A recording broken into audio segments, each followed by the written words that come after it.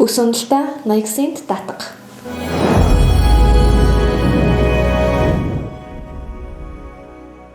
Эхний асуулт: ямар бүтээгдэхүүнтэй илүү их зохицдог вэ? Бүгднийг зэрэг хэрэглүүл илүү үр дүнтэй байх уу?